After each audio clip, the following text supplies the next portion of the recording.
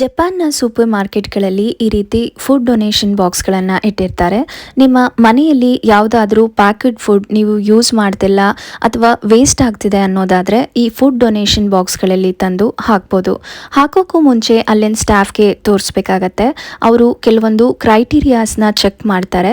For example, allergy content ಇರೋವಂಥ food damage ಆಗಿದೆಯಾ, expiry date, ಇದನ್ನೆಲ್ಲ ಚೆಕ್ ಮಾಡಿ ಬಾಕ್ಸಲ್ಲಿ ಹಾಕಲಿಕ್ಕೆ ಬಿಡ್ತಾರೆ. ಅಥವಾ ನಿಮಗೆ ಹಾಗೆ ಡೊನೇಟ್ ಮಾಡೋ ಇಚ್ಛೆ ಇದ್ದರೆ ಅಲ್ಲೇ ಸೂಪರ್ ಮಾರ್ಕೆಟ್ಗಳಲ್ಲೇ ಫುಡ್ನ ಕೊಂಡ್ಕೊಂಡು ಕೂಡ ಡೊನೇಷನ್ ಬಾಕ್ಸ್ಗೆ ಹಾಕ್ಬೋದು. ಫ್ರೆಶ್ ಫುಡ್, ಈ bread, vegetables, fruits, eggs, alcohol, frozen food, open food ಇದೆಲ್ಲ ಹಾಕೋ ಆಗಿಲ್ಲ. ನಂತರ ಇಲ್ಲಿಂದ ಈ ಬಾಕ್ಸ್ನ ಫುಡ್ ಬ್ಯಾಂಕ್ ಆರ್ಗನೈಸೇಷನ್ಗೆ ಕಳಿಸ್ಕೊಡಲಾಗತ್ತೆ.